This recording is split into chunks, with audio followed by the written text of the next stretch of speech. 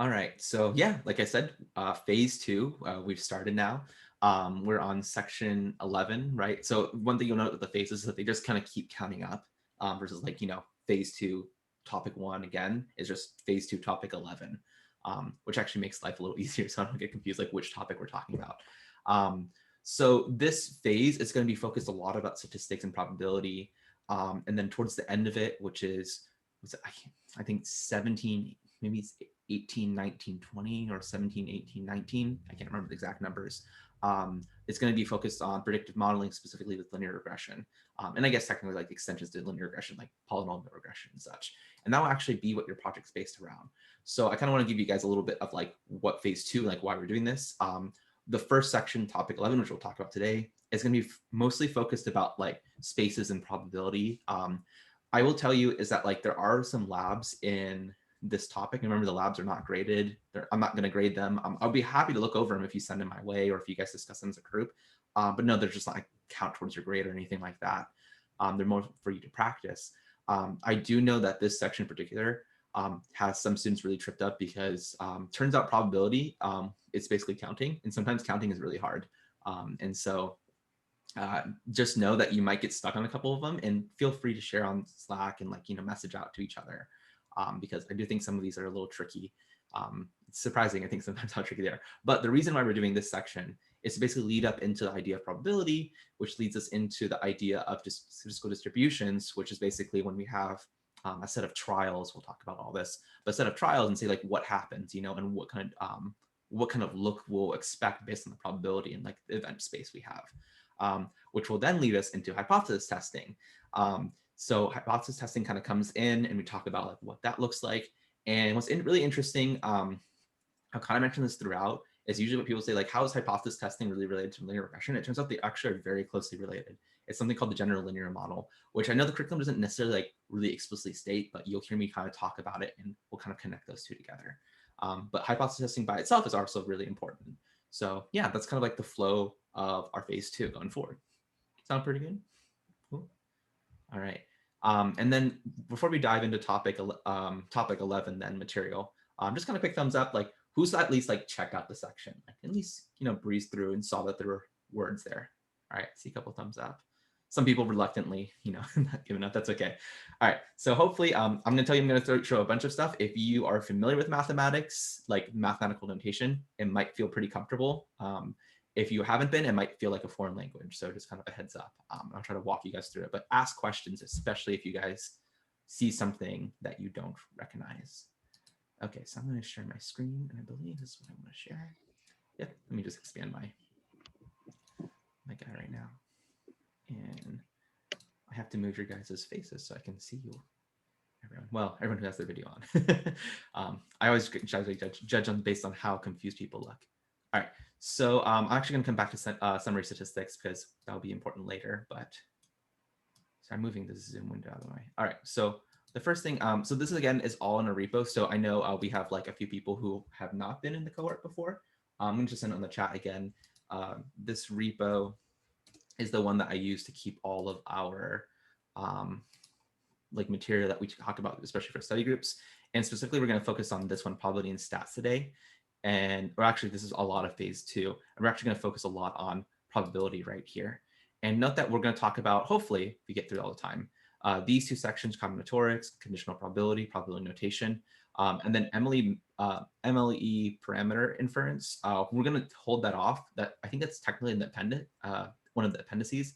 I'm not going to go over this. This can be kind of really hard to go through. Like it's pretty technical. So we're going to hold off on that. But the first thing we're going to start off with actually is probability notation. So note on notation. So we're going to talk about a few things. We're going to talk about this thing called sets. Now, note in Python, there is something called a set. And the idea of this set in Python is based around the mathematical definition of a set. So a set basically is an unordered collection I should say for Python, an unordered collection of unique elements. So we saw this actually, if you guys remember from one of the office hours, I used like a set to basically get unique values. So we could get like all the genres together. So the idea there is actually very similar to the idea of sets in mathematical notation. And you can really think of a set as being a just collection of things. Like they can be numbers, they can be things that represent numbers. Like we can get very technical in set theory, but we're not going to go into that part. But just know that set, we also sometimes use the word spaces. This is going to be really important in probability because a lot of times we talk about saying what's the availability of this event, what's the event space, or what's the sample space, and really what we're talking about is a set here. So some examples of this, like this is some mathematical notation I wanted to throw at you all in case you haven't seen this before. And basically this is defining a set called E. So this is like low text message volume day. I don't even know why I wrote it that way. But yeah, I don't even know. I think I'm just trying to give an example. Sorry, this is past Victor, and like you didn't describe it well enough. But this E right here is the actual set. And this notation right here, hopefully you guys can see that with the curly brace right here, curly brace, that's saying like this is the set. And this X right here is basically saying, oh, it's just a thing inside this set called X. And then this, you guys have seen this maybe notation like this little bar going forward. In mathematical notation, what that means basically like, such that. So this, the way you would read this is X equals the set of X such that, okay, and then it's saying like what defines that set in here. In this case, you'll see something I have like this X and then this weird symbol right here looks almost like an E. Usually we call it like epsilon. This is basically saying X is a member of, and this right here is actually a type of set.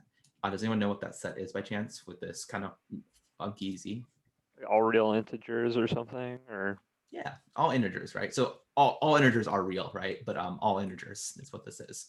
So that's kind of like a special notation. That's why it's classically known as Z. So you might see things like this. That's why I'm showing you all. But basically saying, oh, X is an integer. X is in the set of integers, or X is a member of the integers.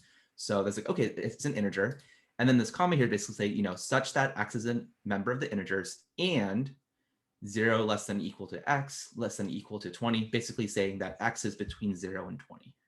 So does that make sense? Okay, so the way I read this complete whole thing, like I like to say like my mathanese, right? That's kind of like my mathematical language, is this is the set E, which is equal to X, such that X is a member of the integers, and X is greater than 0, but less than 20. Okay, so that's what's going on here. So what this set would actually be equal to, it's just basically 1, or I should say 0, because 0 is in there. 1, 2, 3, all the way through 18, 19, 20. So that would be how we would write that set. Like this would be the set of all things. Note that I didn't write all of them there, but it's like, oh, it's just the numbers between 0 and 20. Okay, does that make sense to people? Victor, could Yeah. you do me a favor?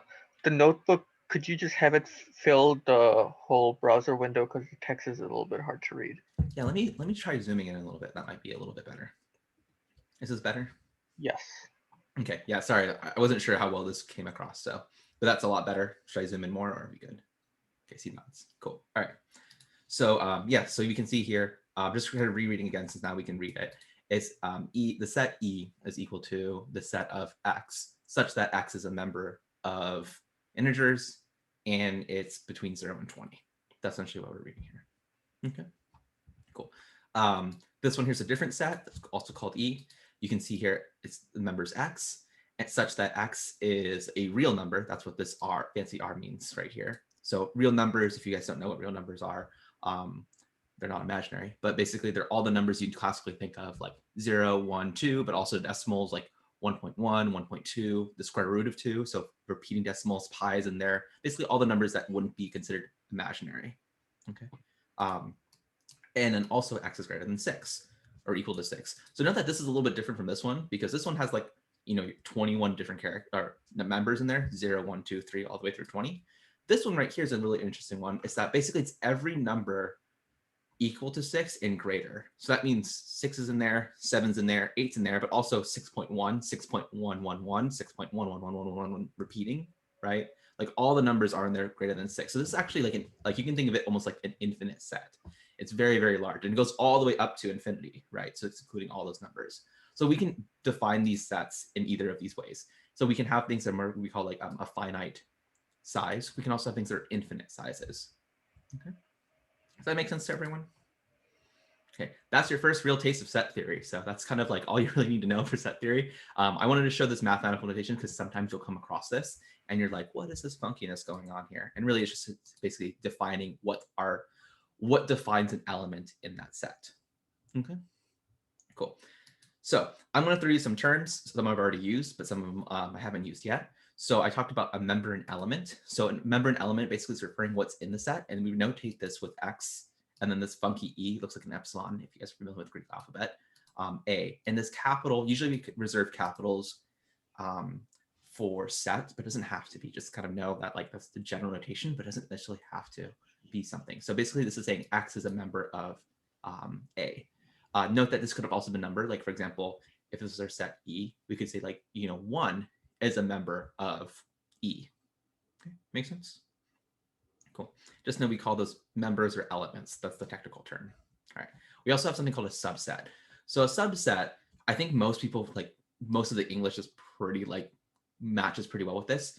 But basically it's that when we have all the elements, or I should say B is a subset of A, when all the elements of B are also in A. Okay, so hopefully that makes sense. It's like, yeah, the subset, right? If we have a set 0, 1, 2, 3, 4, 5, 6, all the way through 20, a subset of this set would be like, could be 1, 2, 3, 4, or it could be 1, 5, 8, 9, or it could be just 20. Okay, so it can be like, oh, the set of 20 is a subset of, E. Okay, now I'll talk about one interesting one here, but well, I guess I'll skip over to it. There's something called an empty set. So as you might guess, an empty set is basically when there's nothing in the set, right? And we usually denote this as either like these curly braces like this, or we denote this as fancy character. So if you see this fancy character, it's not 0. It's actually called the empty set. Okay. So an empty set has nothing. So quick question, is the empty set a subset of E here? Yes. I think so. Yeah, it turns out it is. And it's not 0. Remember, 0 is an element in there, right? But the empty set is a subset because all the elements of the empty set are in A, which is basically nothing is in A, if that makes sense. Like, so that is a kind of weird notation, but just know that it's a subtlety, but it is true, is that we say that the empty set is in fact inside of A. Okay, it's kind of like equivalent to like almost like 0, but a little more abstract. As if 0 wasn't already abstract enough. Okay, I just wanted to point that out for the empty set. All right, so I said subset. If all the elements of B are in A, we say A is a subset, and we say it like this, or this little notation. It almost looks like a less than. That's how I picture it. It's almost like less than equal to, but it's a C. You guys see that difference on that notation right here? Yeah. Okay.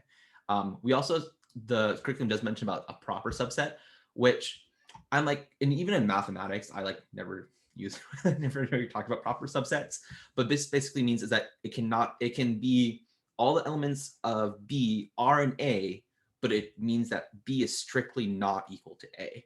So B is like always less than, there's always one less element at least from A to B. Okay, does that make sense? So we call that a strict subset. And you can see it almost looks like if you imagine like the less than sign, it's like, oh, the less than sign without the little equals bar underneath it. That's how I remember it. All right, I saw there was a chat, so I just should pull up the chat here. Cool.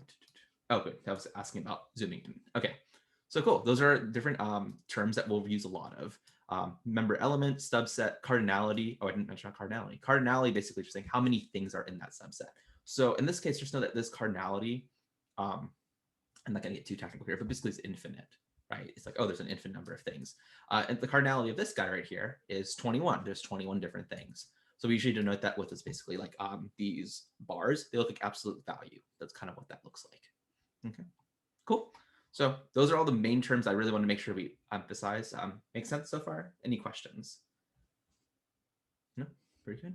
Cool. All right, so let me move on to the next part. So this is intersections and unions. So I literally took these diagrams from the curriculum, so you'll see them again. So we have something called an intersection, and it's usually denoted with like this. If this is A and this is B, it's the A union, or sorry, not union, A intersecting B. So basically it's where they cross over. You can kind of think of this like an inner join if you are more familiar with like a sequel and stuff like this. So basically it's like, oh, all the stuff inside this first circle is A. all the stuff in this circle is B, and there's some crossover. Okay, that's an intersection. Pretty straightforward. Cool. All right.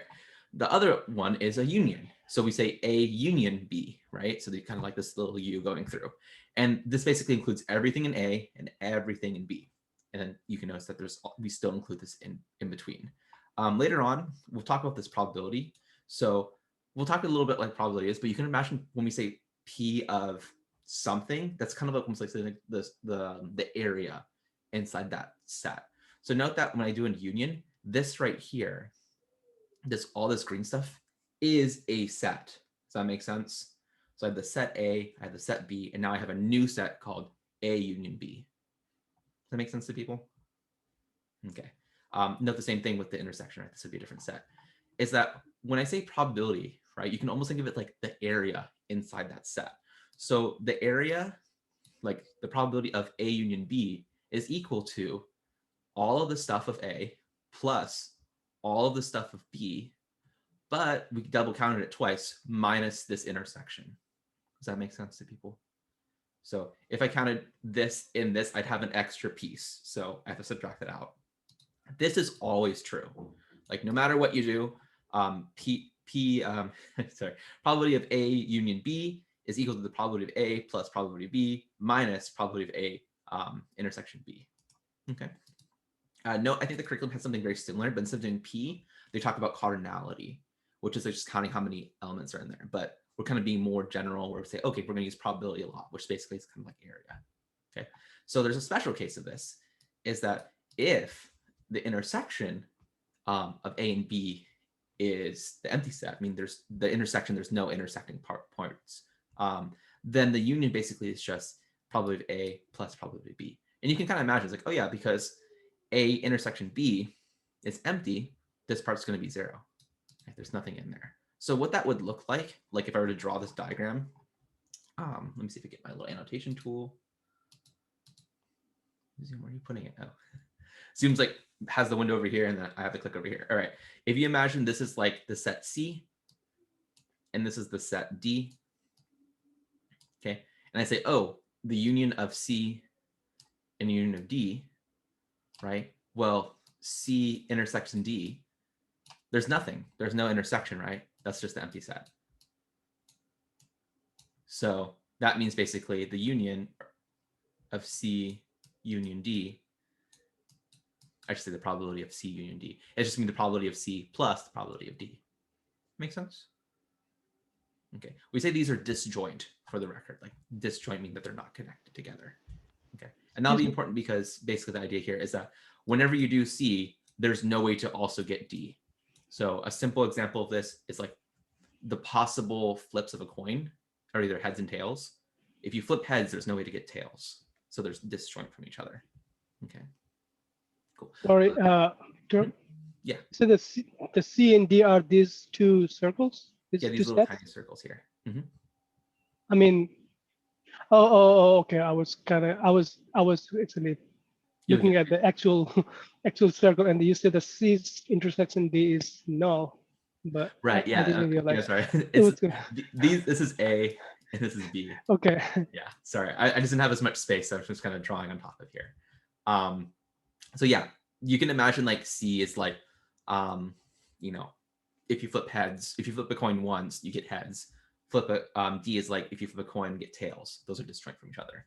Note that an example of what would not be disjoint is saying something like I flip a coin 2 times and at least one of them is heads, right? That would be, let's say that's A. It's like at least one of them is heads. And then this one's like, oh, getting two heads, right?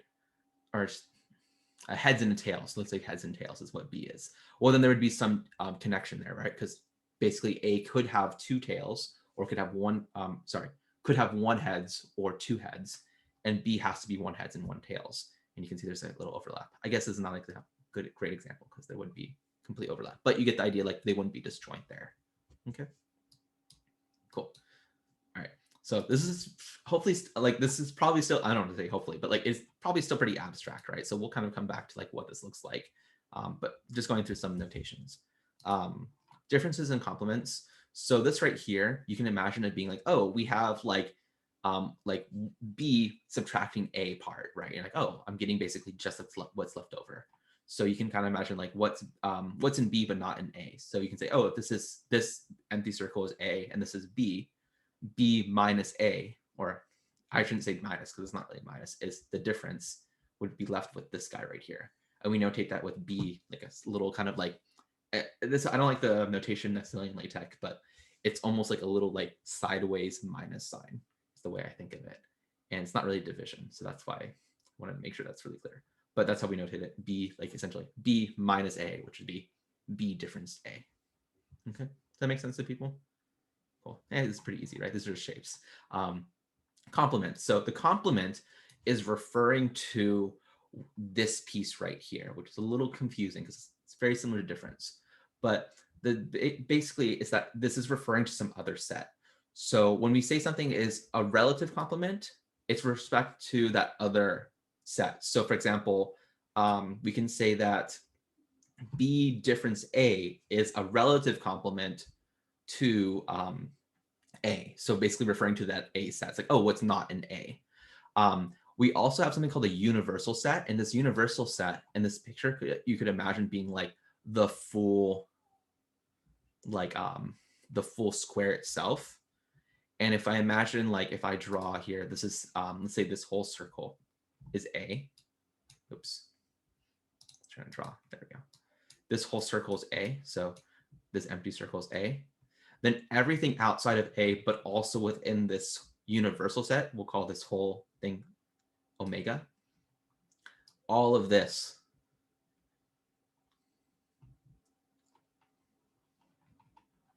sorry, I got out of the lines. All of this right here, not A, is A complement, or we usually do like AC, like AC being like A complement, or sometimes you'll see it as A, like a little dash above. And that's what it's the complement of A. So what that really is saying the universal set difference with A. Basically, if you take everything that's possible minus A, the leftover is the complement. Okay. Does that make sense to people? Cool. All right. Any questions? No? Cool. Note that I there is a notation that there is the relative complement, which I just said like relative to a set, but it's also like there's the absolute complement. Usually when we say complement, usually we're talking about the absolute complement. Usually we don't say absolute complement, but you know, just kind of know that the notation is there. All right, cool. That's all set theory. So look at that. We're all done with set theory. You don't have to take that class again or anything like that. Obviously, there's a lot more complexity in there, but we're not going to worry about that. All right. So the whole point of the reason why we talk about set theory is because we're getting to probability. And probability really is just counting. But like I mentioned, like beginning of this, is counting's kind of hard, which sounds weird, but like it can be very confusing about like what exactly are we counting. But we can also think of probabilities like how likely an event will happen. So like of all the possible events, how likely is this one event happening?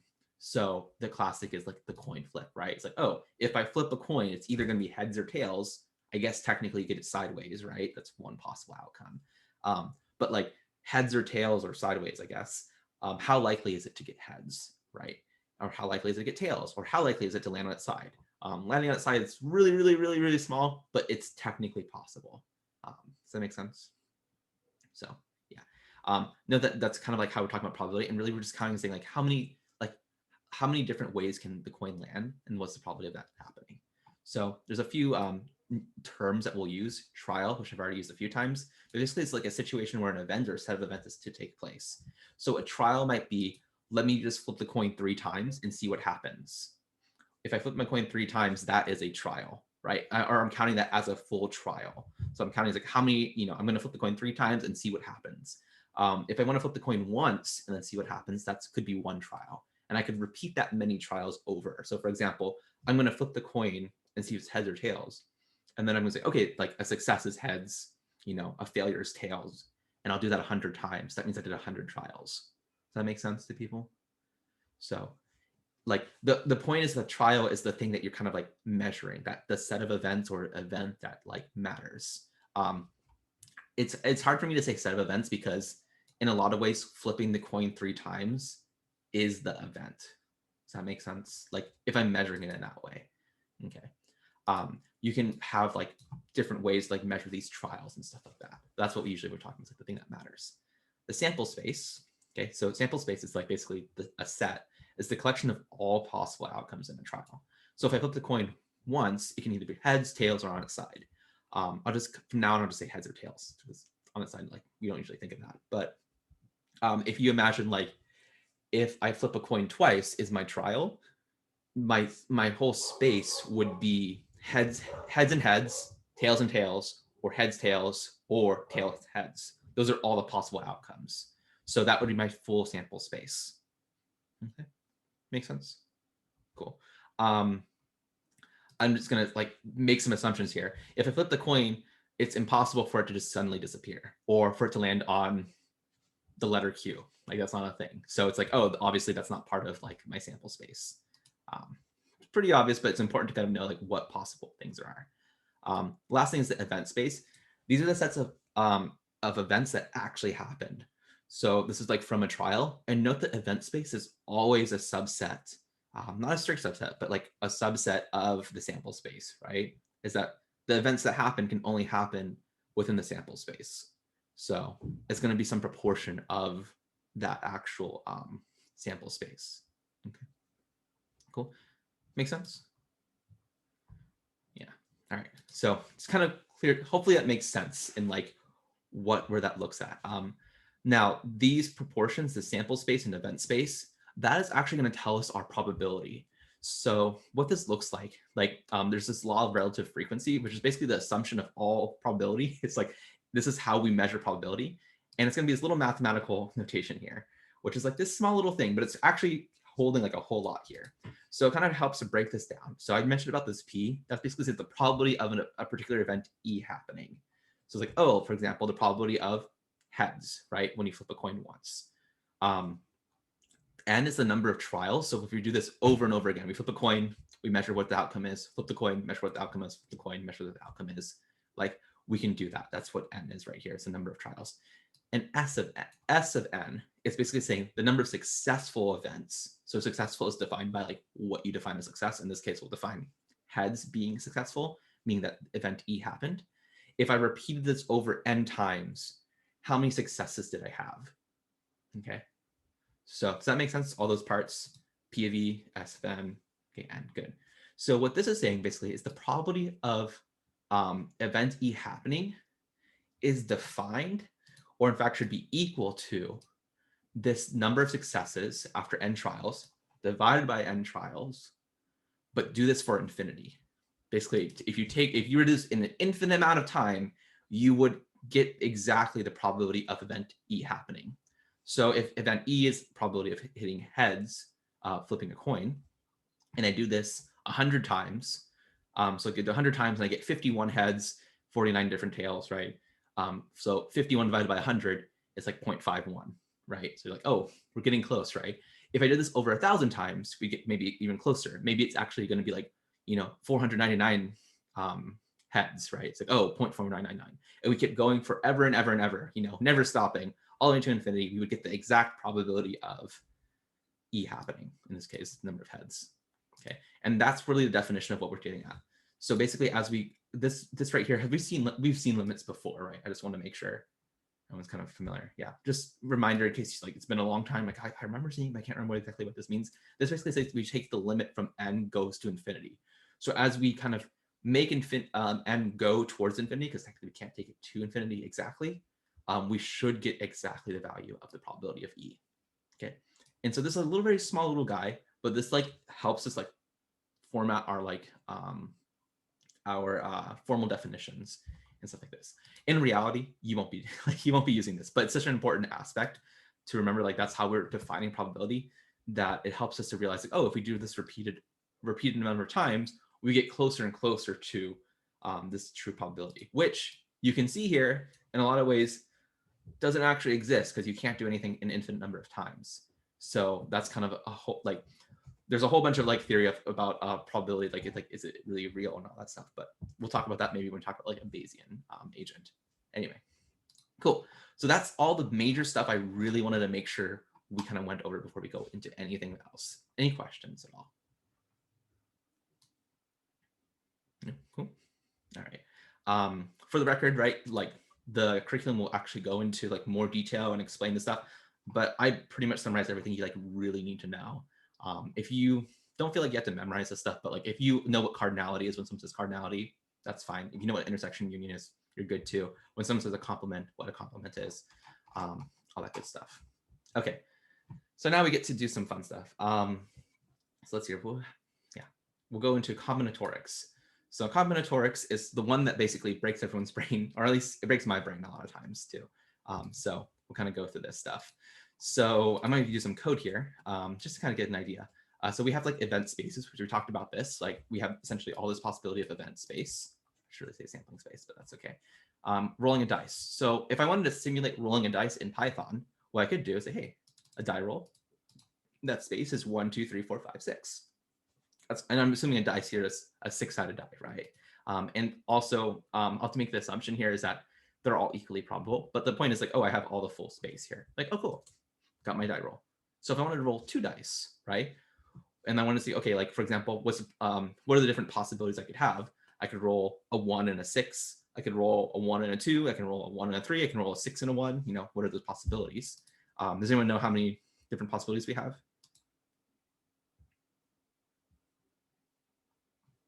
No one knows off the top of their head.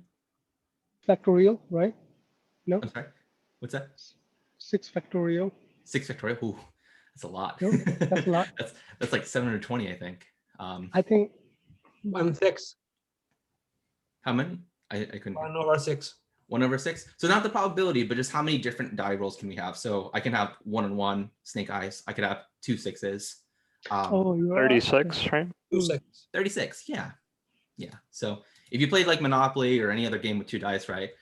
You basically roll this over. So like if I showed you what this looks like, oops,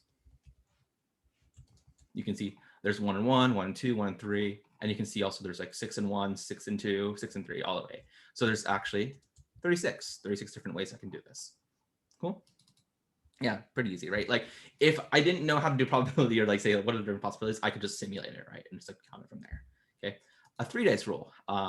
One way, so you can think of this in a few ways, right? And that's why I wanted to show like how these are equivalent to each other.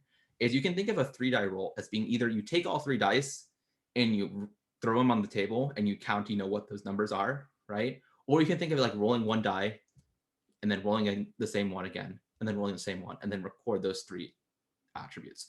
Those should be equivalent to each other. Now that's really like, that hopefully seems really obvious, but like, why can we actually say those are equivalent to each other? It's because the fact that like me taking the die, rolling it, taking the die, rolling it, taking die, rolling it, is independent from each other. Me rolling a 6 on one turn is not going to change the possible event space for the next roll. Does that make sense?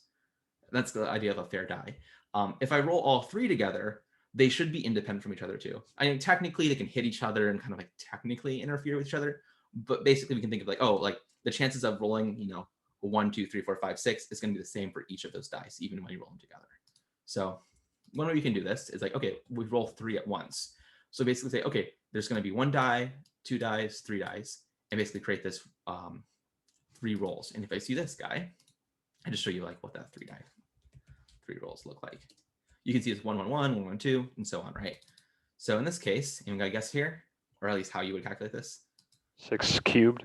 Yeah, 6 cubed, right? Which number 216. Okay, so cool. All right, the other way we can simulate this is say, okay, like I have my 2 rolls already. What if I just roll another die after that? And so what this would look like, let's do 3 roll. Oops, got caps lock. You can see we get the same exact thing. In fact, if I check it now, it's the same number. And not just the same number, it's actually, in this case, I checked if they're the same like values, and they are. So you can think of it either way and they'd be equivalent to each other. Okay. So I just want to show you a little bit like how you might annotate this.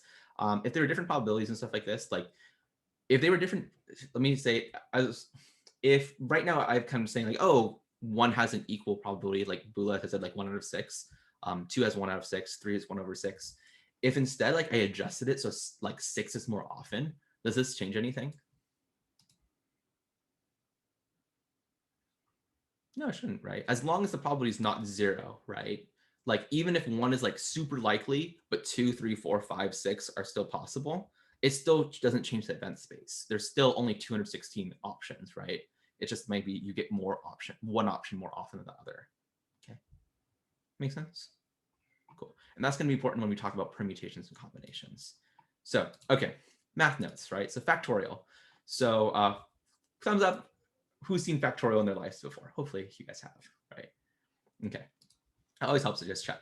So factorial, just for like if you guys haven't, right, or it's been a while, it's basically with a number with an exclamation mark. And basically we can define that as, you know, like that number times 1 minus that number times 1 or minus that number again, all the way to 1. So for example, 5 factorial. That's right. I think that's right. I don't know. I have this double ellipses right here. 5 factorial should be 720. Is that right? 6, 24. That's wrong, isn't it? This should be 120. Yeah. Oh, pass Victor. What are you trying to do? 120. Okay. 6 factorial should be 720. Or yeah, 6 factorial is 720. So there you go. You see this number gets big pretty quickly. Note that multiply by 1 obviously is like, oh, it's just multiply itself. These numbers can get really large really quickly. In fact, if you go to Google, at least last time I did this, if I did like 170 factorial, I get this huge number, which if anyone's scientific notation, that's like 7 followed by 306 zeros. I think if I do it by just one extra number, yeah, undefined. Oh, undefined doesn't even give me, that's not true, Google. You're a liar. That's it used to show at least infinity. So let me see if I go back and go in here. So what I was trying to get at is that these numbers get big real quick. So if I do 171 factorial, infinity, there we go. So you can see your big Google says that's too big. Like stop trying to ask me these many questions. So these numbers get very, very, very large. For the record, is anyone familiar with the gamma function? No, that's okay. I did like a paper back in the day, the gamma function. Turns out the factorial function actually defined not by factorial. It's actually defined by gamma function, which says a lot because if you try doing, what's 0 factorial? Does anyone know? Too many answers you can probably think of. No? So it's either 0. Say again? Yeah, 0, I would say. 0. So Eric says, is that Eric, I think, said it? Yeah, I think. 0. And then Sam says 0 or 1, which is like the two answers. Like it's either 0 or it's either 1. It's 1 by definition. So it turns out it's actually 1. And you can define, the funny thing is negative values, you can't do negative values, but you can actually do decimal values, including negative values, if you think of the gamma function. So anyway, kind of fun stuff. But for the most part, we just think about like positive integers. But 0 factorial is defined as 1. Okay. To make this function, I made this guy right here. So I'm just going to show you guys a different function. So in this case, I do a range. So you guys remember doing an arrange basically makes 1 all the way through n plus 1, and then just multiply together with np dot product. So this is kind of a fast way to do it. So for example, I get factorial 5 factorial is equal to 120, right? 6 factorial, just to double check, should be 720. Good. Real world still makes sense. Note that factorial can also be defined as like, because it's like 8 times 7 times 6 times 5 times 4. You can think of like 8 times 6 or 8 times 7 times 6 times 5 factorial. And those are the same thing. You can see here. This is confusing, but this is 8 factorial 40,320. And then if you do the same thing, but like doing it this way, you can see the same exact number. Okay. Factorial 25. Anyone know? Yeah, you don't know. It's a big number. Factorial 30. Negative numbers. What's going on here? So this is where all those computer science people are like, like I know what's going on here. But if you aren't familiar, what's happening is that a computer has to store things in binary, and they have a limited number of like ways to store it. And so the way computers store numbers, one way you can do this essentially is like, how do you have negative numbers? You basically have like a 0 in front of the number. And if it's 0, it's positive. If it's 1, it's negative. So if you get the number big enough, you flip that 1 over and it makes it negative. So you have to be kind of careful with like these very large numbers. But you can see just with 30, you already get like something that's overflow. You can do some funky stuff like with doubles and other things, double precision. But just kind of be aware that these numbers get really big, which means that you can run into these weird issues that you wouldn't expect. Okay. For the record, this is called like two's complement, if anyone wants to look that up later. Cool. So that's factorial. Any questions or comments? Yeah, one question. I think do we actually do like a factorial of decimal, or we usually round it up? I mean, I haven't really. Yeah, if you have a decimal like 1.3, could you do? Yeah, or 0 point something like. Yeah, so I will say technically you can. You can have a factorial of decimals and fractions and stuff. However, I'm careful to say like this. For most probability, we're talking about counting individual items. So you never have to worry about that. But mathematically speaking, you can define it. The factorial, and this is where I say like the gamma function. So this is the definition of like how the gamma function works. So you can see here, basically, you can have, for example, this would be like about where 1 is going forward. This is where the gamma function kind of falls apart. But you can see it goes bigger and bigger, bigger. But you can also have these definitions in between.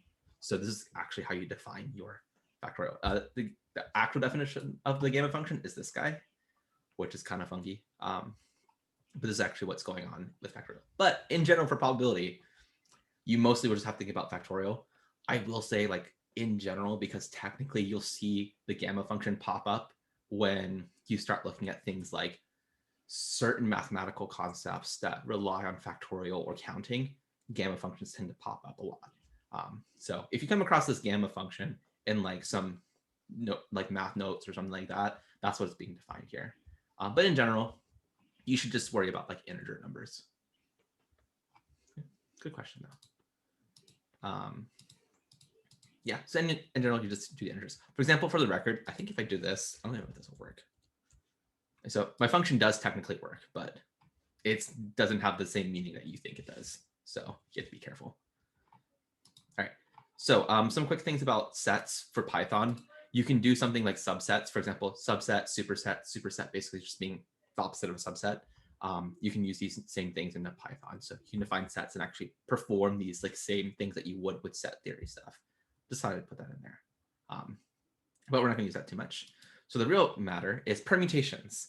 So this is when we think of things like when we want to make combinations of things like permutations, but order matters. So the classic here is like if you had something like, I have a red ball, I have a green ball, sorry for people who are colorblind right now, and an orange ball. Okay. How many different ways can I organize these 3 balls? And in this case, like, you know, which one comes first, which one comes second, which one comes third? How many different ways could we order this? So like if you do this like by hand, right, you'd probably do something like, oh, let me put the red ball first. So the red ball's first. I can have, I'm just going to use letters now because I don't want to switch colors each single time. But let's say I have the red ball. Oops. I can have the red ball first. And then I could have the green and then the orange with the O. I could have a red ball, an orange one, and a green one. That's 2 of them, right? Then you could have like a green, a red, an orange, a green, an orange, a red, right? And then there's 2 more sets, right? An orange, a red, a green, and then an orange, a green, and a red. Well, that took a lot of work just to figure out. And is that all of them? It should be, right? So yeah, so you can see like it's like, okay, like there's definitely like some kind of pattern going on here. But imagine if you had like 5 different balls that were different colored and you have to order them in 3 different ways. Like this can be really tiring. But this is all this is. Like, oh, you just count out how many different ways there are. There are a total of 6 ways. Okay, but this is like, oh, can we write this mathematically? Like, is there a better way to do this, right? Well, if you break this down a little bit, when we have this first choice right here, because we have 3 different choices. When I go here, how many different choices do I have for what colored ball can go here in the first spot? 3. 3 different choices, right? So I have 3 different choices, okay? And then when I get to the second one, it's like, well, I already chose one of them, right? So if I chose the red, how many choices do I have left? 2. 2, right? If I had green, I still have only 2 other choices. So that means like, okay, I have 2 more choices left. And then the final one, we got 1 choice left, right? So this has got to be 1. So this is 3 times 2 times 1, which is 6. Wow, it's like magic, right? But the thing right here is like, hey, this is looking suspicious, right? What does this look like? Factorial. Factorial, right? Yeah, okay. So cool. That's essentially what this motivation is. And in fact, the formula in general, if I had like, let's say a blue ball and a black ball, right? We would have 2 other choices right here. This would be like, well, we still have these 3 choices, but then we have a 4th. The first one will be 5 choices. The second one will be 4 choices, then 3, then 2, then 1. So you can see, oh, it follows pretty generally. So that's when you get this formula. So we actually say, oh, it's just factorial. So when the whole set is unique, essentially we're just doing n times n times n minus 1, n minus 2, all the way to 2 times 1, which is just factorial ways to order them. Simple and easy, right? That's the easy one. Then we get some complicated stuff. So what if we want to order some of the members? So this is the classic, like instead of saying, like, let's say instead we have like a green, a red, an orange, and a blue. Okay, but I only want to order them. I only want to take 3 of those balls. How would this change? So maybe it goes, how many choices do we still have at the very beginning? So 4. 4 choices, yeah. And then after that, we still have how many choices then after we pick 1? 3. 3, and then you guys could probably guess 2, right? And then we just don't have, we don't consider the last one, right?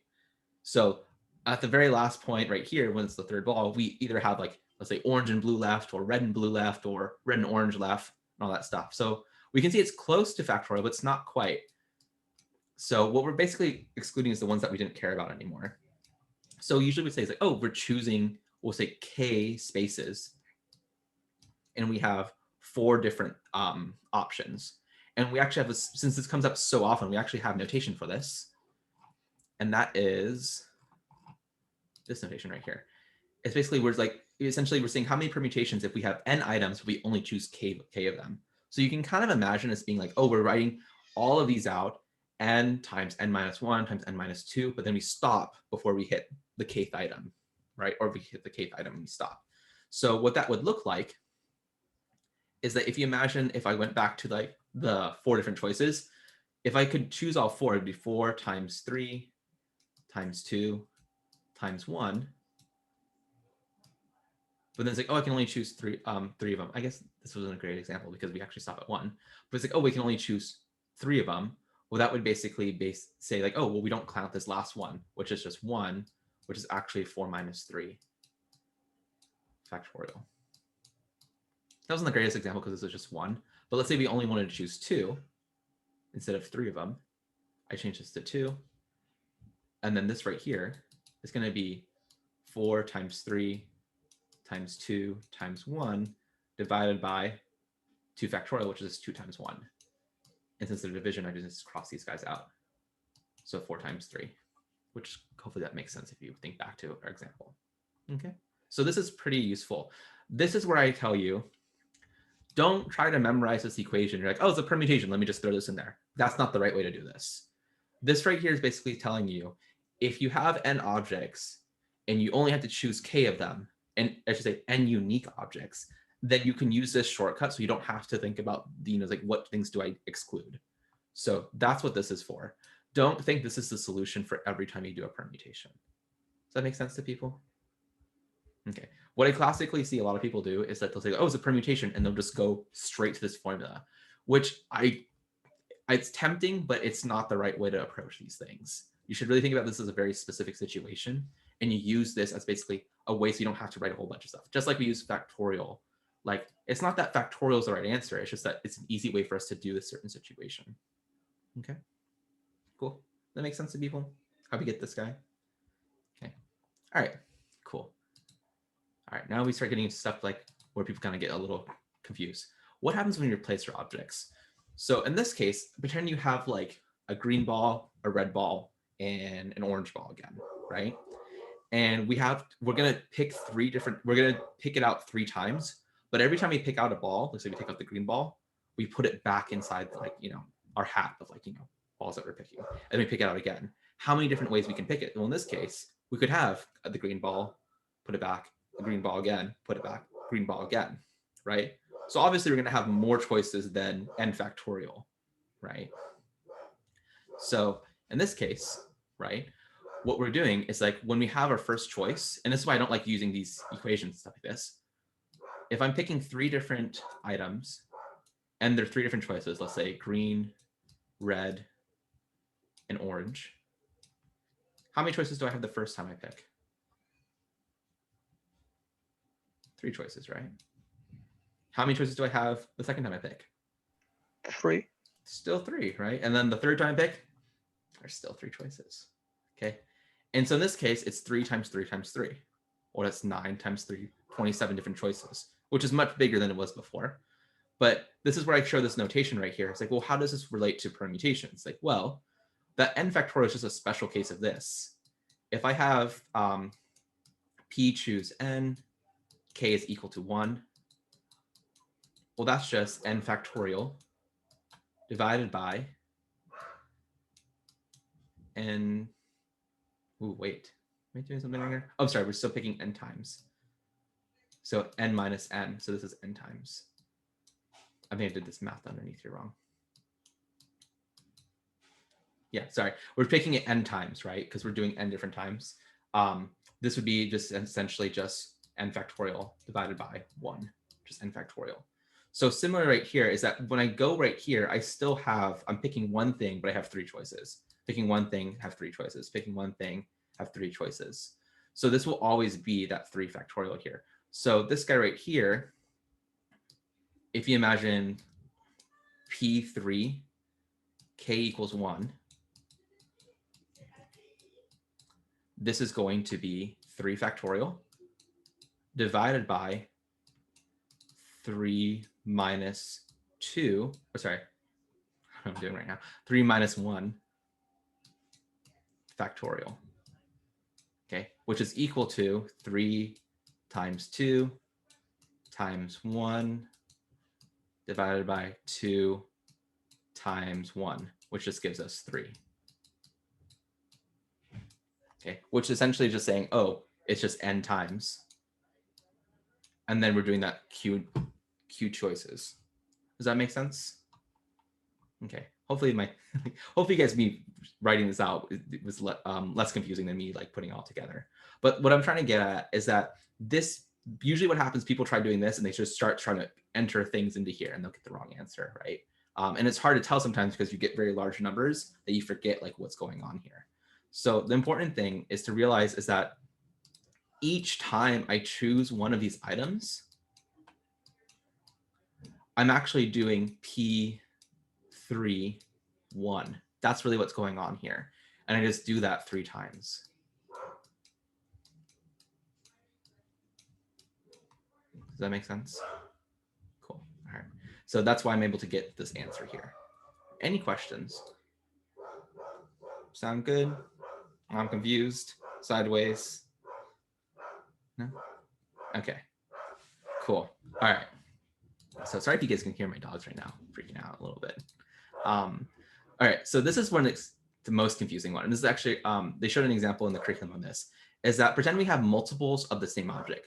So I'm just going to read this guy example first. So like, imagine you have Tennessee, and then you say, how many different n letter, because Tennessee has n letters, how many n letter words can be made with these letters? Okay, so the problem here is that it has to be different, right? So for example, if I just chose all n's in a row, it's the same thing as if I chose all n's in a row. So like these 2 n's are identical to each other, right? So I can't just simply say, oh, well, the first time I choose something, I have 9 choices. The second time I have 8 choices and so on. It's going to be less than that because there are going to be some repetitions, right? Does that make sense to people? I have some repetitions in there. Okay, so the way I phrase this here, it's a little more like abstract, but same idea here. It's like we have n elements, but n1 identical elements, n2, which is different from n1, but they're identical to each other. And then there's n3 different elements, but they're also identical to each other. So that means like n equals n1 n1 plus n2 plus n3. So in this case, like n1 would be like t, n2 would be e, right? So like I should say n1 is like 1 because there's 1 t, n2 is 3 e's, n3 is 1, 2 n's, and then 2 s's would be n4. Okay. Does that make sense so far? Cool. So the thing is, we can think first, like we have n factorial ways, right? We have 9 factorial different ways to rearrange these letters. The problem is that some of these are going to be double counted. So the thing is, we can kind of think of it. Oops, there's a little mess up right here. No, I didn't do this right. Sorry, this is going to bother me if I don't fix it. There we go. All right. Is that we have basically a total of n factorial ways. And then we say, okay, well, how many different ways could we have organized this n1 elements? Because n1 is basically like if we get n every single time, that's going to be repetition. How many different ways could we have those repeated n's, right? Well, we could have n1 factorial ways.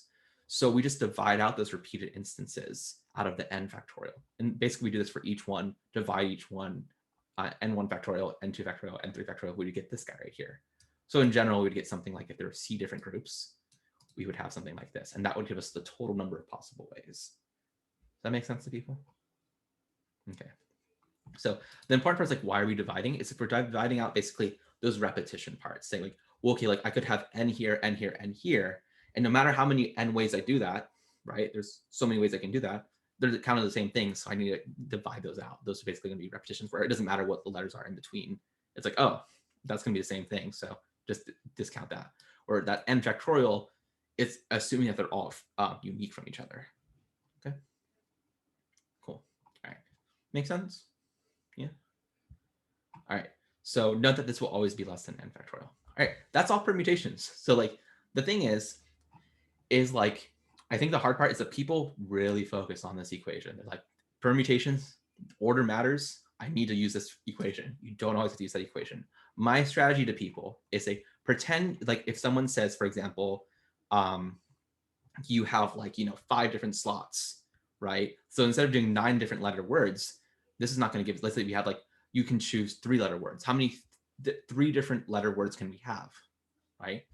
Instead of going this direction first, you're like, well, okay, like instead of having n factorial, instead we're going to use basically Pn of k equals 3, right? And that's going to give you a different value now. So that's kind of the way you approach this versus like trying to just go apply a formula directly to the situation. Okay, cool. All right, how are we feeling? Thumbs up, feeling all right. Thumbs down, like, okay. All right, cool. Usually what happens is when people try to do examples. So we'll see how things go. All right, the next example of this is really easy, but like it kind of freaks people out. Sometimes it's combinations. And usually we talk about more combinations than permutations because we talk about like things like entropy and stuff like this in the future. Usually we're talking about more combinations than permutations. Basically, it's when order doesn't matter. So I'm not going to make a breakout group right now. But like the classic examples, imagine you have consider how you would wow, pass Victor. Pass Victor wasn't all together, I guess. Consider how you would create different teams of 5 when you can make them with 8 players. So what I was trying to get here is that you have 8 unique players and you want to make a team of 5 of those players, but order doesn't matter. So you can imagine like, it's like, oh, I have, let's say 8 players. Let's just call them A, B, C, D, that's 4, 5, 6, 7, 8. And the team can only have 1, 2, 3, 4, 5 different possibilities, right? So the thing is, like, if you did permutations, you say, oh, well, how many possibilities do I have right here? 8 possibilities, 7 possibilities, then 6 possibilities, and 5 possibilities, and 4 possibilities, right? The problem with this is that this is assuming that if I choose A first, then I do B, C, D, E, F, G. But if instead I had like, let's say B first, and I had A over here, that could be still counted. So if I had something like, let's say A, B, C, D, E, and I had B, C, D, E, A, these would be the same thing. So I'm counting twice,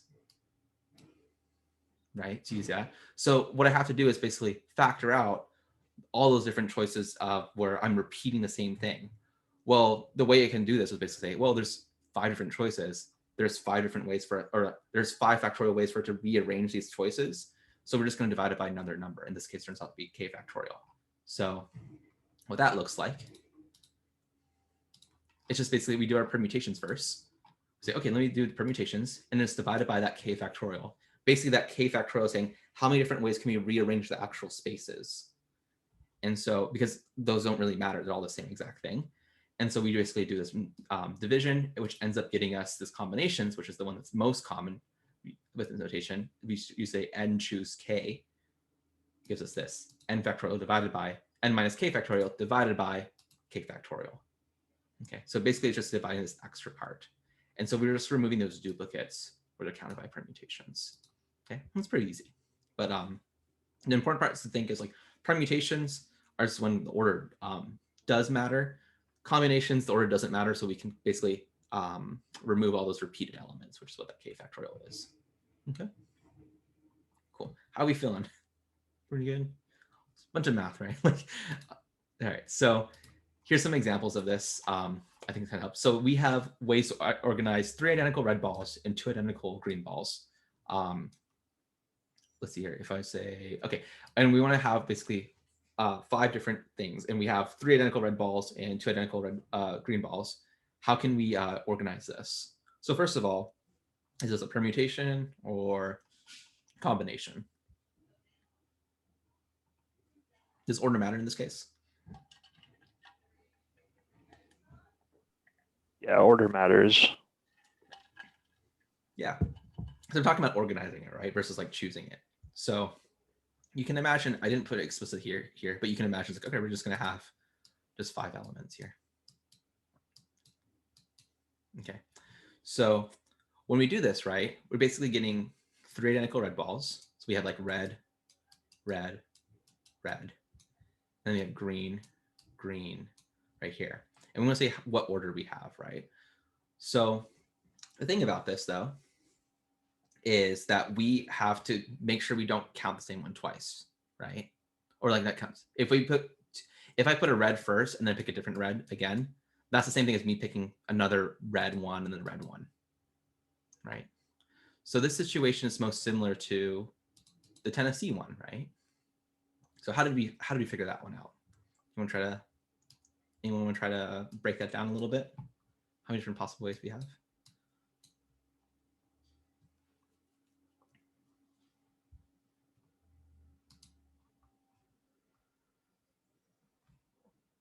And I just threw a bunch of numbers at you guys before, and I was like, oh, I had to think about all this stuff. It's a 3 factorial times 2 factorial.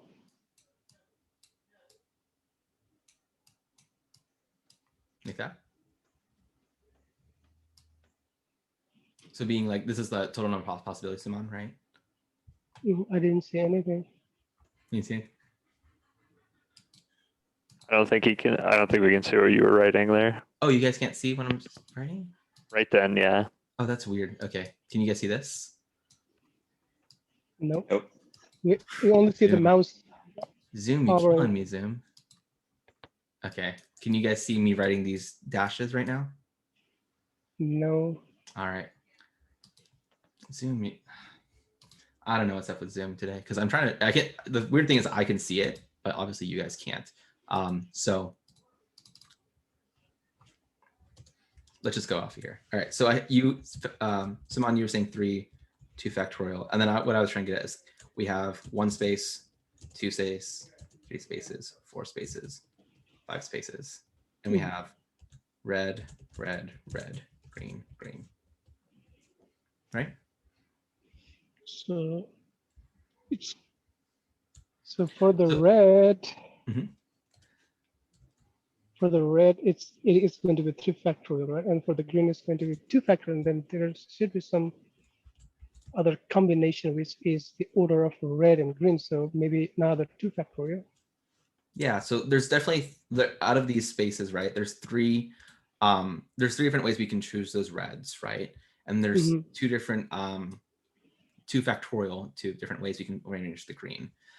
So a good thing to start off is pretend if instead of having, red, green, red, red, red, green, green, green, or green, green, we have like A, B, C, D, E. Yeah, that's it. So like how many different ways could we rearrange this guy? That's 5 factorial. Five. Factorial, right? So like in a lot of ways, like that's the same, like if we pretended each ball was not identical, there would be 5 factorial different ways, which we know in this case is just 120, right? So there's 120 different ways we could like rearrange these items. But like the problem is like we have these reds that are repeated, right? Well, there are 3 factorial ways of rearranging these reds. So we have to divide out basically, well, sometimes like we have A, B, C, D. Let's just say we have A, C, B. Well, if this is like instead like, let's say red, red, red, well, that's also going to be red, red, red, right? So we're having some repeats. So what we can do is they say, well, we're going to divide out those repeats. So that would be the 5 factorial instead of 120 divided by 3 factorial. 3 factorial. Yeah. And then same thing for the green one. It's like, well, there's 2 different ways to, 2 factorial ways to do that. So 2 factorial. Oops. So that would look like 5 factorial divided by 2 factorial. Oops, divided by. That would be like 5 times 4 will be 20. Yeah. So if you do the division, right, you do. I'm just going to write this out explicitly. 5 times 4 times 3 times 2 times 1 divided by 3 times 2 times 1, and then I'm just going to times 2 factorial. So like Simon was saying, is that you say, well, that's just equal to 5 no. times 4. 10. No, that's the 5 times 2. I'm sorry, did I do something wrong? That's 5 times 2, right? So which is 10. Yeah, Yeah. so like you can see Yeah. here, this right here is going to factor down to just 2 because 2 factorial is just 2. So this, you could either think like, oh, this is 20 divided by 2, or say, oh, divide by 4 here. So that's 5 times 2. So we get a total of 10 possibilities. Cool. So that's kind of how you break this down, is like, okay, like how many possibilities we have here. If you have something where instead you're like, okay, I'm gonna go really simple on this. Let's say there's one choice. Let's say instead of having 5 choices, we have 1 choice, but still red, red, like 3 reds and 2 greens. How many possible choices are there? 2. 2 choices, right? Yeah. So it's either red or green. All right. So the question is like, how do we break, like, this is a really obvious question. Like, oh, duh, you can see what it is. Actually, no, I'm wrong. There isn't 2 choices. No, sorry. I'm going ahead of myself. There's only 2 choices, right? So like, how do we break this down mathematically? Guess. So the way you can kind of think about this first, right, is just saying, well, okay, pretend these are all identical, or not identical. They're not identical. A, B, C, D, E, right? Well, that would have been N factorial. and K, right? Which would have been P of, how many possibilities do we have? We have 5 possibilities. Right. Yeah, good. And then 1 choice, right? So what is this? What is this equal to? That would be the 5 factorial divided by n minus k, right? Which in this case is 5 minus 1 factorial, right? Which would be basically 5 choices, right? You guys see that, right? All right, I should, sorry, not 5. 5, so let's say 5 times 4 times 3 times 2 times 1 divided by, this is 4 factorial, so 4 times 3 times 2 times 1. That would have been 5 choices, right? But why did we get copies here? Like, why isn't it? Why we know this is only 2, so why did we get 5?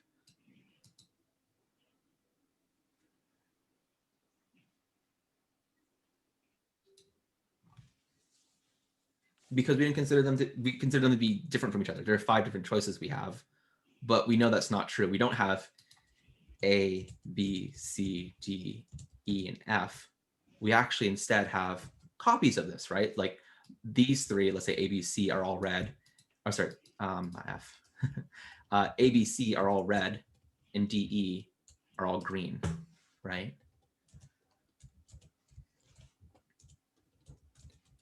Green. So we're having some duplicates of each other, right? So the question is like, okay, like we obviously know the answer should be 2, right? Like that seems pretty obvious. The real question is like, how do we get to that 2 part right here? And this is where like, I would say like the easiest thing to do is start off with this kind of value first, right? And like figure this out. But what you can do is like, okay, like you can think of it as saying like, when we did this this divide by 3 factorial, 2 factorial, we're counting how many possible duplicates we can have, right? So the same thing's happening here. So basically how many duplicates we have in this situation. So we essentially have to make sure we discount all those duplicates. Okay. So that's kind of what I'm trying to get at, is that like, this is where sometimes people will start just putting in the numbers and like, they're not thinking of the situation, like why this is not actually true. Okay. Does that make sense to people? Like, okay. So usually what people like, this is why I'm kind of like showing you all this, is just basically is that sometimes in situations people will say like, I tried doing the factorial part in here and it's not coming out to the solution. Like what's going on? I said, we'll start off with like, you know, I like to literally start off with these empty spaces.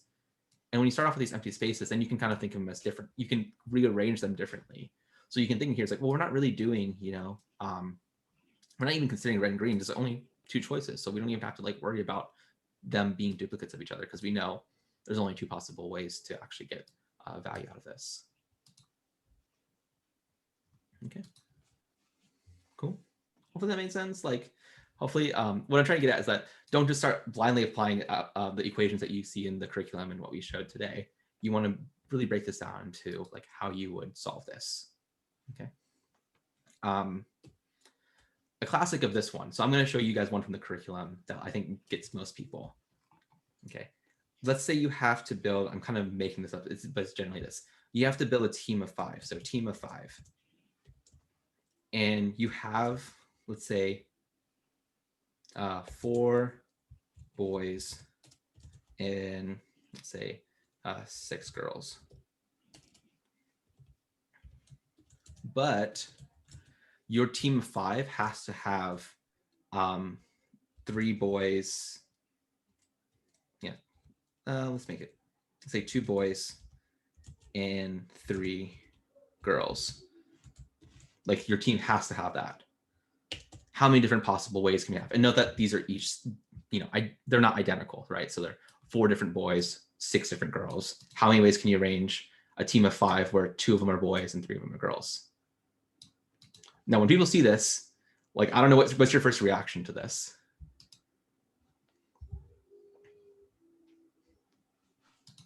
Yeah, usually Break people it into 2 pieces. Yeah, split into 2 pieces. That's what you want to do. What usually sometimes people will do is to say, well, this has to be a combination because there's no order, right? And they'll start putting the numbers into the combinations, which is like, that's not what you want to do, right?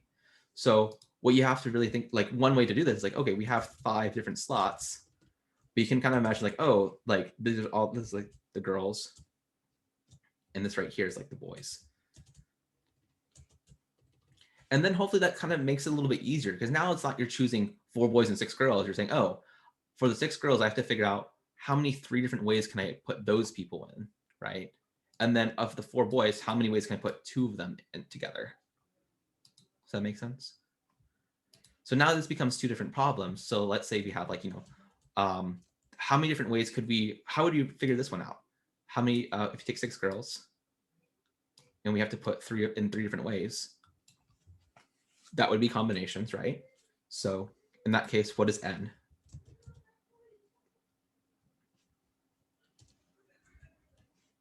What's k? Maybe that makes more sense. For this, Good And mix. 6 and a 6k is 3. yeah, good. I heard everyone started talking at once, so good. So you can see here, it's like, okay, n is 6, k is 3, because we have 3 choices. We have 6 girls, right? They're not identical for each other. So then we say, okay, like how do we write this? Well, this is just a simple combination, right? So we say, okay, 6 factorial divided by, in this case is really easy because it's k, 3 factorial, times n minus k, which ends up being, 6 minus 3, which is just 3 factorial, right? So in that case, how many total ways do we have? We have 6 times 5 times 4 then we got to divide by 3, 2, 1, right? Divided by 3 times 2, right? Times 1 over 1. So you can see that really quickly. You can do the mental math, right? Divide by 3 20. here. I'm sorry, Simon, you already got the answer? Go ahead. 20. 20? Yeah. Okay, good. Cool. You can see this is 6. Get the 5 times 4, 20. All right, there's 20 possible ways for the girls. Okay. Girl combos. Okay. And then similarly with the boys, how would we do with the boys?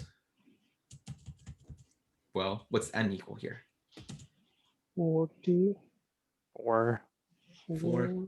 Yeah, and then k is equal to 2, right? So 2. 2 possible ways we can rearrange 4 different boys.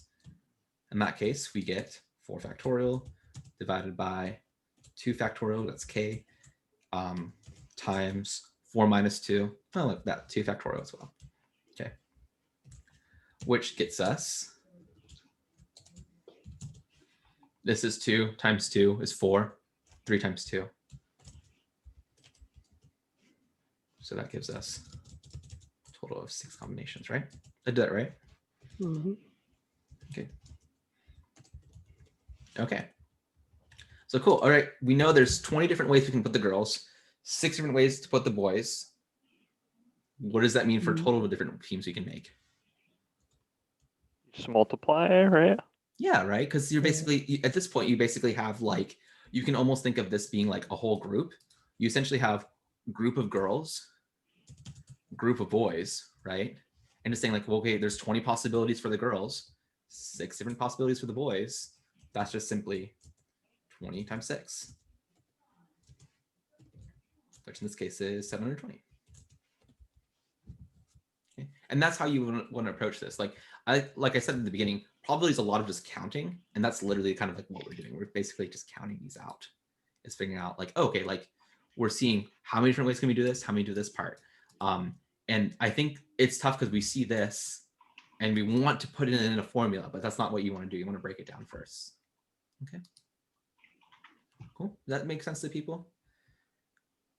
Cool. And trust me, like you guys will find something. It's like a team of soccers, and like you have to put like so many girls and so many boys on a team. You'll probably see something similar, and that's the idea here. And that's usually the one that like from the curriculum, like usually people get tripped up on, and it's because you just have to think of them like, how would you split them up? How would you break them apart? Now, for the record, this is not the only way to do this, right? There's other ways you can think about this. This is the way my mind works, and clearly I think it was Eric who suggested it. It's like, yeah, that's clearly like how he thought of it. If you can break it up in a different way and it makes sense to you, do it that way. The important part is to basically making sure you divide and conquer versus like trying to like fit a formula in here, because there's not a formula. I'm sure you can build up a formula that's like for the situation, but like there's no form that we went over that would just say, oh, you just put these numbers in here and then you're done. Okay. Cool.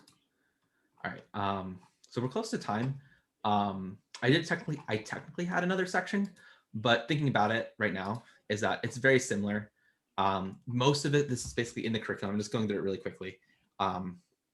It's basically just different probability, like different additional rules and stuff like this. And honestly, I wouldn't stress out about this too much.